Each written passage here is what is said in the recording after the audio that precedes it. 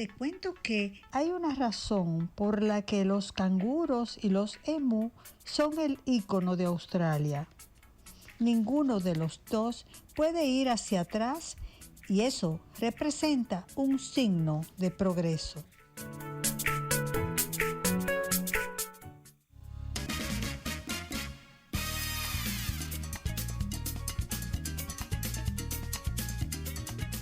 Bueno, estamos aquí de nuevo con ustedes, pues felices de recibir a Carlos Eduardo Pérez Torrealba, quien es psicólogo clínico, y vamos a estar conversando con él acerca de las conductas disruptivas y vamos a ver cómo vamos a poder lidiar con eso. Carlos Eduardo está en Multisectorial RD, también es parte del equipo, su mamá es colaboradora de Hora de Té.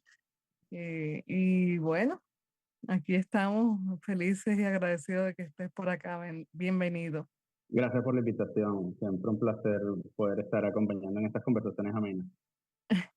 Qué chévere. Mira, cuéntanos un poquito de los problemas de conductas que tienen los niños que impactan posteriormente a los adultos. ¿Cómo que los niños qué? Disculpe, se recortó un poquito aquí. Sí, las conductas disruptivas que tienen los niños y cómo se producen, qué son y Sí, fíjate algo. Tú sabes que yo en los últimos años he trabajado mucho a nivel familiar con el tema de las conductas, ¿no? Y a veces eh, no nos damos cuenta cómo nuestro medio ambiente, ¿verdad? Forma o forja esa conducta, esos tipos de conducta que podemos presenciar, ¿no? Las conductas disruptivas están entre los distintos tipos de conducta que pueden ocurrir, pero hay muchos tipos de conductas que pueden ocurrir. A veces, en la actualidad, ¿verdad? Se generaliza mucho, ¿no? Y cualquier conducta puede ser catalogada como disruptiva desde el poco conocimiento y por lo que se ve que en internet, bueno, niños que llevan la contraria, o que le dan pataletas, o que le dan berrinches, y a veces berrinches y conductas disruptivas no son lo mismo, ¿verdad? La conducta disruptiva en sí, o sea, esa conducta, esa tendencia a conductas disruptivas tiene que ver mucho con el asimilar ciertas normas o ciertas consignas, ¿sí? Entonces, llevar la contraria puede formar parte de esta conducta disruptiva, ¿verdad? No seguir normas y alterar el orden puede ser una conducta disruptiva, por ejemplo. Pero también eso se puede catalogar en diferentes tipos de conducta, que pueden ser conductas como tal problemáticas. Pero en fin, casi siempre estas conductas se van forjando producto de cómo viene la crianza, cómo viene el medio ambiente del niño forjándose y generando ciertos permisos, ciertas situaciones, ciertas aprendizajes del mismo niño de qué puedo hacer, qué no puedo hacer y las dinámicas de cómo yo estoy acostumbrado a tener dinámicas con mi medio ambiente, lo cual me hace a mí tener este tipo de conductas para vincularme y solucionar y conseguir cosas también, porque todos nosotros tenemos conductas que buscan o que van apuntadas a un objetivo dependiendo del contexto, ¿no? Entonces casi siempre estas conductas ocurren en situaciones, ¿verdad? Que apartando lo orgánico que puede ocurrir, ¿verdad? Porque pueden haber conductas disruptivas, por ejemplo, por una situación neurológica, por una condición, pero indiferentemente el ambiente tiene mucho que ver con nuestra conducta, porque nosotros aprendemos de lo que vamos observando, de lo que vamos vinculándonos con cada experiencia, ¿verdad? Y vamos aprendiendo de que si yo tengo una conducta, pues normalmente tengo ciertas consecuencias. Y si estas consecuencias normalmente son a mi favor, pues entonces yo empiezo a utilizarla más porque me genera mucha ganancia, ¿no? sí, licenciado, en nuestra generación Ujú. y anteriores, esas condiciones como que no existían. Antes eran el niño. Existían, pero no eran diagnosticadas. Vamos a hablarlo Sí. Sí, correctamente. había menos población también, cada vez van aumentando más muchos diagnósticos, muchas condiciones. Antes todo era resuelto con un correazo, un ramalazo, con una rama, un chancletazo, las cholas que ustedes dicen, ¿no? Y eso era como lo más fácil de resolver. Entonces, cuando, o sea, hay ese tipo de correcciones se han ido transmitiendo como de generación en generación, sobre Sí. todo aquellos que no son diagnosticados. Entonces, yo me pregunto, ¿cuándo, cuándo sí, cuándo no, que sí, que no, cuándo el niño hay que dejarlo ser niño. Esta es una excelente pregunta, porque fíjate tú que a veces los conceptos que tenemos por comparación del pasado nos hace a nosotros de repente flexibilizar. Entonces, nos vamos de un polo a otro, ¿no? Ahí, yo tengo un taller de conducta, ¿no? Que se llama Gestionando la Conducta de mis hijos, que yo lo creé ese taller como basándome en mi proceso terapéutico de modificación de conducta, ¿verdad? Entonces, yo trabajo con los papás diferentes cosas, ¿no? Y entre esas es el establecimiento de normas. Antes, las normas existían y a veces eran demasiado rígidas, ¿verdad que sí? Más bien eran tan rígidas que había muy poca comunicación. Entonces yo en este taller le explico a los padres, ¿no? Eh, el saber graficar la familia, poder identificar cómo está el funcionamiento de mi familia, ¿verdad? Entonces yo utilizo parte del enfoque sistémico, de psicología sistémica, para poder explicar esto, pero poder unirlo junto con el enfoque conductual para que una y otra cosa se complementen, ¿no? Entonces, por ejemplo, el sistema familiar yo lo coloco como si fuese una fracción, ¿verdad? Entonces, familia igual A, ¿verdad? Y en esa fracción, la línea divisora se va a llamar límites, ¿no? Entonces, estos límites pueden ser rígidos, difusos o claros, ¿verdad? Entonces a veces pasamos de esta comparación, como dices tú antes, los niños no tenían casi estas conductas y no, claro, no habían tantas condiciones, no habían tantos diagnósticos, sin embargo, también antes había un polo extremo que eran esos límites rígidos, eran unas normas muy fuertes donde no se hablaba en la mesa, por dar un ejemplo, o cuando papá llegaba del trabajo había que estar tranquilito y no jugar porque entonces él se ponía bravo y entonces él tomaba la siesta después al mediodía, después de almorzar, nadie podía jugar y si lo despertábamos entonces nos daban una pela, ¿verdad? Cosas que van como muy al extremo y que te hablan de rigidez. ¿Entre qué? Entre dos subsistemas de la familia, que es el subsistema parental y el subsistema fraternal. Entonces, esos límites, ¿verdad? Que es lo que divide, porque nos divide, no somos iguales, papá y hijos no somos iguales, o madres y hijos no somos iguales, hermanos somos iguales, pero papá y mamá son iguales también. Pero a veces estos límites, ¿verdad? Que van acompañados de estas normas y de estas dinámicas que se van estableciendo dentro de la familia, pues entonces algunas personas de los distintos subsistemas pues se mueven en ese subsistema. Entonces, hijos suben y entonces les hablan como iguales a los padres o padres bajan al subsistema fraternal, ¿verdad? Y el otro se queda arriba. Entonces ahí hay una dinámica donde, bueno, los hijos ven a la mamá o al papá como un hermanito, no le tienen un respeto de autoridad, por un ejemplo, o a la mamá y a la otra persona sí, o el niño cree que son iguales y él pone la pauta y él es el que dice cómo son las cosas y todo esto, ¿no? Que va acompañado a todas estas conductas que no es nada más la etiqueta de la conducta, sino qué hago con el contexto. ¿Por qué? Porque lo que vengo diciendo al principio, modifico ambiente, modifico conducta. Y el medio ambiente también es el subsistema familiar. Entonces, a veces entender, primero, cuál es el rol de cada uno de nosotros dentro de la familia. Si estamos cumpliendo los roles que corresponden, ¿verdad? O si nos estamos saltando de estos roles a otras áreas de la familia que no deberíamos estar, ¿verdad? Por ejemplo, ahorita se habla que está muy de moda, yo soy amigo de mi hijo y casi siempre en terapia se tiene que aprender de que tú puedes ser un papá que no necesariamente debe ser autoritario, terrorífico, pero siendo un padre. ¿Por qué? Porque es lo que eres. Tú puedes ser amigable, pero eres papá. Amigo es otro rol, ¿sí? Entonces, entender los roles y no salir de los roles nos genera a nosotros una congruencia que nos hace entendernos y nos hace vincularnos de una manera que podamos tener una respuesta adecuada de crianza, de conducta, de mil cosas, ¿verdad? Y a veces entonces los padres se quedan impresionados con este ejemplo de lo que son los subsistemas, porque tú dices, cónchale, claro, o sea, mi hijo tiene problemas de conducta, no sigue normas, pero yo le permito que él ponga siempre la última decisión de las cosas, porque evito ciertas conductas. Entonces a veces no nos damos cuenta que los niños nos modifican la conducta a nosotros y no somos nosotros los que estamos justamente criando, ¿no? Y que es bueno empaparse, que es bueno aprender, precisamente por eso. ¿Y cuál sería la consecuencia? Porque eso se está dando muy frecuentemente, porque lo he visto entre bueno, generaciones de mis hijos que ponen a sus hijos a tomar decisiones. O sea, en, Claro. en nuestros tiempos nosotros le decíamos lo que había que hacer, o sea, éramos los guías, esto va así, aquí, pero yo he visto mucho, ok, ¿qué quieres hacer? ¿Qué quieres comer? Como si fuera la carta. ¿Qué Bueno, quieres? porque no es lo mismo que tú quieras formar la independencia y el autoconcepto del niño, y que está bien, tú puedes reforzar eso, eso está maravilloso. Ahora, no es lo mismo decir, dime tú qué quieres que yo te cocine y yo te cocino, a tú darle las opciones de, mira, puedo dar esto, te puedo dar esto, te puedo dar esto, ¿qué quieres?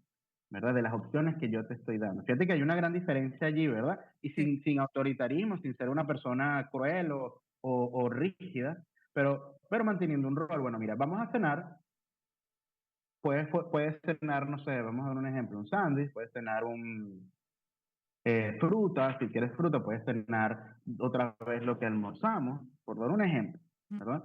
Y tú estás dando las opciones, soy yo el que está decidiendo, o sea, te está poniendo la opción de tú, hay un diálogo, pero yo estoy dándote a ti las opciones, ¿verdad? ¿Por qué? Porque de repente tú me vas a pedir algo que yo no te puedo dar y si no te lo doy, entonces ahí es donde viene el problema porque es lo que tú quieres. Entonces ahí es donde viene ese malentendido entre ser comunicativo a perder un rol automático que es tu rol de madre o de padre, ¿verdad? Que dentro de lo que cabe, pues llevan las familias, porque hay responsabilidades en los roles. O sea, imagínate tú que un niño que no sé, tenga 5 años, 6 7 años, tenga que definir cosas cuando tú eres el que te toca pagar los impuestos, tú eres el que tiene que pagar el alquiler de la casa, la renta, tú tienes una cantidad de responsabilidades entre eso, su salud, su alimentación, y entonces que pase ahora eres tú el que decide, cuando soy yo el que tengo que estoy recargado de todas esas responsabilidades porque yo decidí tenerte, ¿verdad? Pero así como yo decidí tenerte, yo te estoy criando hasta que tú tengas cierta edad de poder tomar tú estas decisiones ya con un poco más de libertad. Entonces también ahí vamos entendiendo los roles, porque aunque tú no lo creas,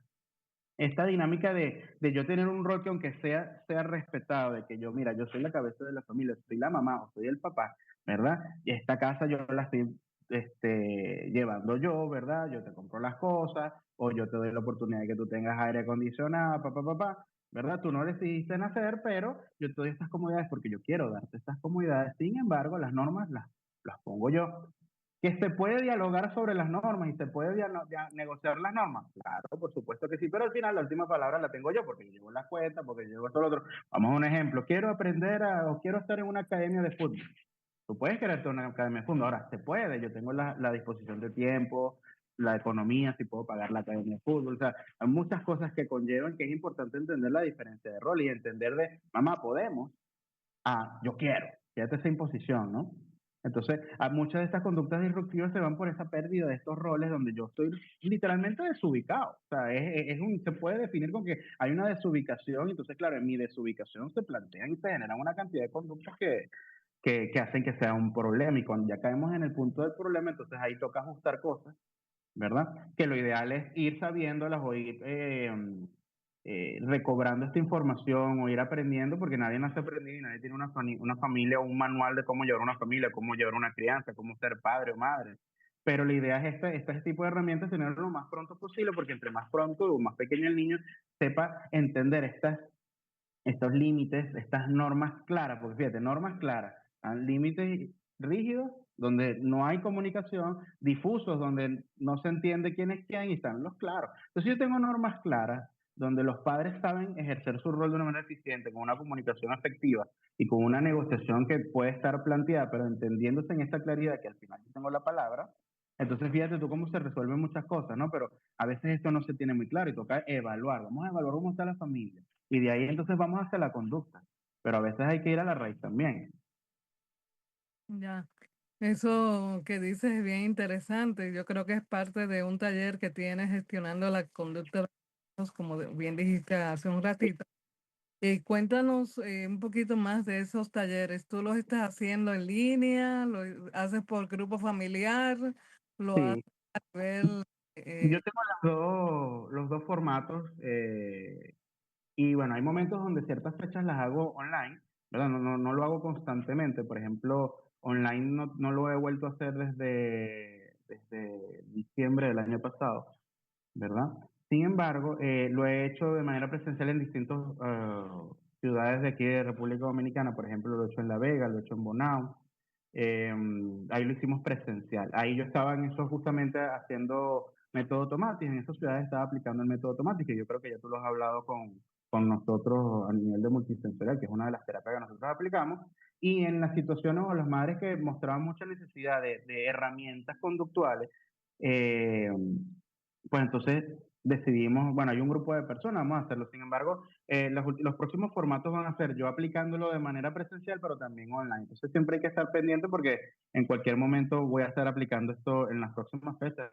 Un mes como mucho creo yo que estoy aplicando otra vez el taller. Este es un taller que yo decidí hacerlo en formato taller porque a veces los padres entre el día a día, las distintas terapias, porque trabajo con muchos papás que tienen sus hijos muchas terapias porque hay distintos diagnósticos, distintas condiciones, y a veces el llevar otra sesión de otro terapeuta, otro costo a la semana, a veces es un poco complicado y a veces un plan de modificación de conducta te puede llevar 6, 12 semanas, o sea, según los objetivos. Entonces, son 12 semanas donde tú tienes que estar agregándole un extra. Entonces yo dije, ¿cómo puedo yo ayudar a los papás que de repente no puedan hacer el plan como tal? Y decidí crear este taller donde doy una guía escrita, ¿verdad? Donde a pesar de que nos vemos 3 horas nada más en este taller, pues entonces tú te quedas con la información que yo brindé para poder, aunque sea, volver a verificar. Y si la situación está muy profunda, pues indudablemente ahí ya se nota que necesitas un trabajo ya de un seguimiento con un profesional, pero puedes ajustar. O sea, la idea es que con el papá se concientice, o la mamá, o sea, los padres se concienticen, se empoderen con información, con este taller, y bueno, pues sabes que la información es poder y con eso pueden ajustar ciertas cosas que ellos de repente no estaban identificando. Ya, cuando no se toma una actitud correcta en la educación de los niños, y hablemos un poquito de las consecuencias, porque yo creo que esa ausencia de régimen de consecuencia que debemos tener y de disciplina con los hijos, cuando nos falta, pues tenemos, ¿cómo son los adultos consecuencia de esa crianza?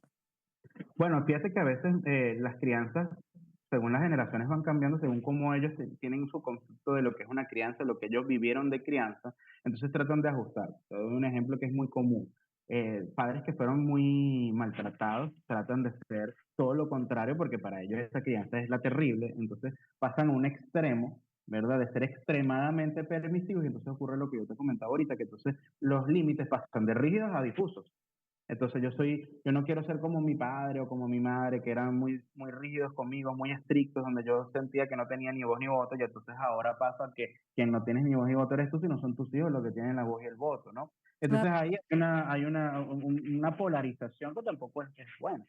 Entonces ahí vienen los problemas.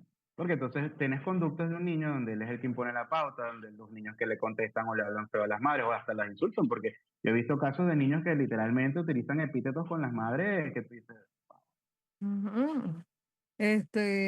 Sí, pero cuando esos niños no tienen ese tipo de reglas, ¿cómo se ujú. adultos ya? O sea, vamos a suponer un niño que fue criado bajo el régimen de no consecuencia. ¿Qué tenemos? Yo te puedo dar un ejemplo fácil que lo doy mucho en el taller, ¿no? Sabes que las conductas que se refuerzan se mantienen en el tiempo. O sea, un niño que, por ejemplo, que es contestón, que tiene conductas disruptivas, que suele ser agresivo, de conductas agresivas o violentas, y soluciona las situaciones con ese tipo de conducta. Y si esa, ¿sí? Sí, sí, sigue ese tipo de conducta. Ajá. Este tipo de conductas normalmente las va manteniendo en el tiempo. ¿Por qué? Porque si esta conducta sigue dando resultados y no se ha modificado, pues se mantiene. Entonces te encuentras adultos como, por ejemplo, yo doy un ejemplo en el taller de unas personas jugando dominó en un colmado, ¿verdad? Entonces tú sabes que el dominó es muy pasional en estos países del Caribe, Venezuela, República Dominicana, Puerto Rico, Cuba. La gente se emociona con el dominó, ¿verdad? Y a veces las jugadas, hay personas que no les gustan las jugadas y cómo pierden, y entonces tienen conductas que se han ido desarrollando con el tiempo y que se han mantenido. Entonces, por ejemplo, yo doy un ejemplo de una persona que volteó una mesa porque no le gustó cómo perdió. ¿Sí? Entonces, ese tipo de conductas lo puedes ver. Doy un ejemplo de conductas de esas personas que se riegan y hacen shows donde gritan y golpean las cosas, por ejemplo, en un banco porque las cosas no están saliendo como quieren o porque el servicio no es como quiere. Una vez a mí me pasó en un McDonald's, por ejemplo, en la Máximo Gómez, por cierto, el McDonald's Máximo Gómez. Yo estoy haciendo mi fila para hacer mi pedido y en el drive-thru está una persona que pidió una hamburguesa sin queso, pero entonces se la dieron con queso y él le tiró la hamburguesa en la cara a la pobre. Entonces son conductas problemáticas. Nosotros vemos en mi taller, yo explico por qué es una conducta problemática, porque es que hay distintos tipos de conductas problemáticas. Están las conductas que son excesivas, están las conductas que son deficitarias, ¿verdad? Y están las conductas que son excesivas y deficitarias, o sea, las dos cosas. O sea, hay un exceso o hay un déficit, o sea, estoy por debajo de algo. Entonces, lanzar las cosas cuando yo estoy molesto es una conducta de un niño de 3 años. Estoy molesto y no tengo control de mis emociones, no tengo, la emoción está por encima de la razón, ¿verdad? No logro razonar mi emoción, que estoy molesto porque no me dieron una hamburguesa con queso y yo la pedí sin queso, entonces no tengo autocontrol de mi conducta, de mis actos. Entonces yo, wow, me enfurezco y hago lo que sea como si tuviese un niño de 3 años, pero el niño de 3 años no tiene las herramientas, no tiene ese proceso cognitivo, no tiene ese desarrollo cognitivo, ¿verdad? Para poder no controlar, y por eso uno enseña. Pero entonces, ¿qué pasa? Que si aprendemos de que esta conducta es la que funciona, yo voy creciendo y a pesar de que me voy desarrollando cognitivamente, a pesar de que yo, en cuanto a lo que es el desarrollo cognitivo, debería estar en un nivel donde la razón esté por encima de las otras cosas, porque ya estoy ya eso se llama operaciones formales. Los adultos tenemos un nivel de raciocinio según, teóricamente, pero entonces esta persona esta conducta la arrastró, ¿ves? Entonces resuelve las cosas de esta manera, golpea, dispara, por ejemplo, ¿ves? Saca Eso un machete.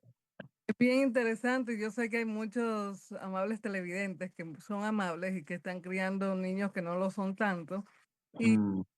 que tú nos dieras tus teléfonos y cómo localizarte para participar en esos talleres y para que quizás puedas tener algún acompañamiento Bueno, de a nivel de redes sociales, pues yo me manejo a través de Multisensorial, mis servicios de, um, de acompañamiento, ya sea con método Tomati o a nivel de asesoramiento de triaje, cómo está el papá a nivel del abordaje del autismo, qué nos falta por remitir o no, si hay áreas de distintas cosas que no se han estado abordando, nada más las terapias, por ejemplo, sino a nivel de abordaje de terapia, biomédicos, qué estás cubriendo y qué no estás cubriendo para yo explicar. Y lo otro es ese asesoramiento conductual, ¿verdad?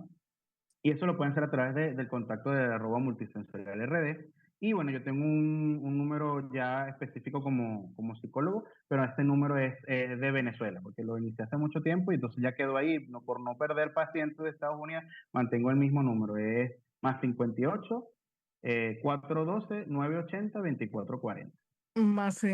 ¿Me lo puedes repetir? 58 más 58 412 980 2440.